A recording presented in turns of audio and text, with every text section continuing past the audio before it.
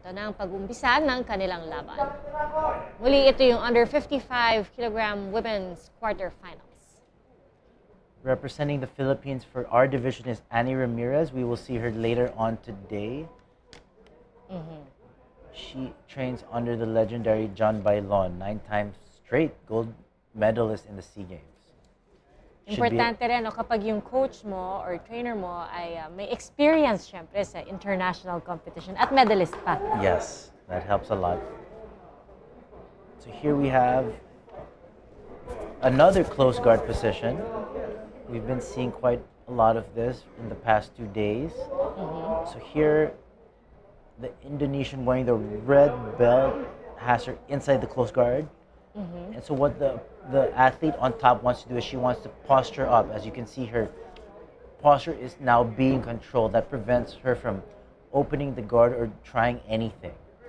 So what she wants to do is she wants to posture up and break the guard of her opponent so that she can pass the guard. And the passing the guard means clearing the opponent's legs and getting into a favorable position, side control, where she can score more points and advance to a better position. At eto nakikita rin natin yung hawak din nila sa lapel ng isa't isa. Yes. Na importante para mas mainam ba, better ba to keep your opponent close to you because you don't want them to have enough space, diba, to break free from whatever hold they're in. Yes, for this position, you want to keep the bottom person wants to keep them close to you, just so that person cannot create some space to break the guard. And as you can see, as you mentioned earlier, too, grips are very important. Grip strength is very important. My teammates and I train a lot, do weight trainings, working on our grips because throughout the fight, you're constantly gripping, pulling, and pushing. So as the fights go on, your grips tend to weaken. And it's really important to have that conditioning as a Jiu-Jitsu fighter. So you can sustain your grip all throughout the 6 minutes? Correct, yes. Okay. So here they are, still in a close guard position. Again, this is an advantage for the person on the bottom, just because there are more attacks that you can do, being the bottom person here. Here, Cambodia, you can see trying to stand up and break that guard. Again, Cambodia is well represented. Jessa Khan from Cambodia, world champion, won the gold medal yesterday. And you know, she gets a lot of support from her family. Her dad was actually my teammate in the U.S. Oh, okay. So congratulations to them. And as you can see, Cambodia is well represented in this year's SEA Games. Pero balikan ko lang din yung sinabi mo kanina, Chris, na hindi porket ikaw ang nasa ibabaw, ikaw rin ang nananalo at that point, diba? It doesn't necessarily mean that just because you're on top of your opponent that you have the advantage. Not necessarily. Being on top doesn't necessarily mean an advantage. If it's in a close guard position like this, sometimes you'd even actually prefer to be on the bottom. So being on top doesn't necessarily mean you're winning or losing the fight in Jiu-Jitsu. Kasi usually, di ba, pag first time mong manonood, isipin mo, lamang yung nasa ibabaw. Kasi isipin mo, hindi makaalis dun sa ilalim yung isang kalaban niya. But like you said, could mean also that you have the advantage when your back is on the mat or on the floor. Yes, that is true.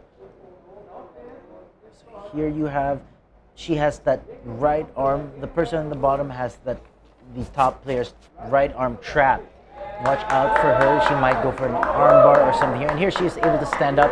Here you can see her shaking her opponent off, trying to break the guard.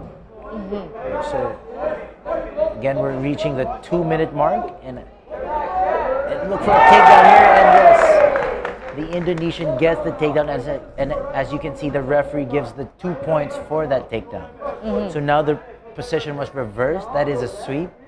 And that is 2 points for the fight. Gano'ng kahirap yung naggawa nung athlete from Cambodia na naitayo niya silang dalawa from the position that they were both on the floor? That's not an easy thing to do. Grading out of the close guard is a difficult position, especially if your opponent knows what he or she is doing.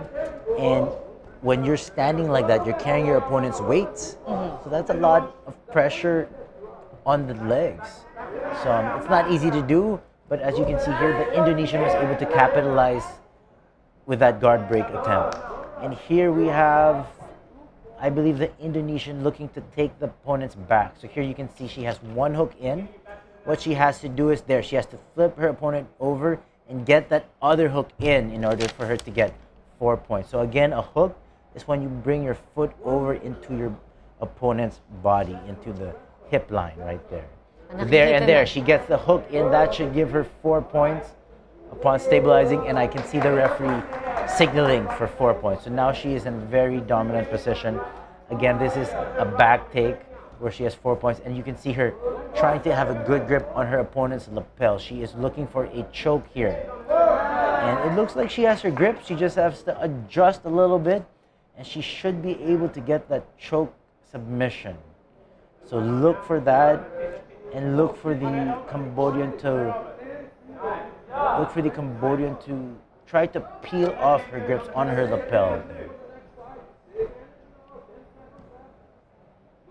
Sa anong punto ba dapat mag-submit ang isang player, isang athlete? Anytime you can, you should go for the submission, but especially so if you're down by points.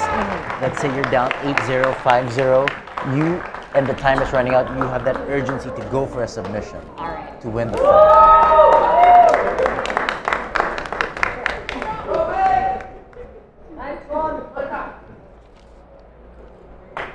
Winner from Indonesia, Cornelia, Tobing.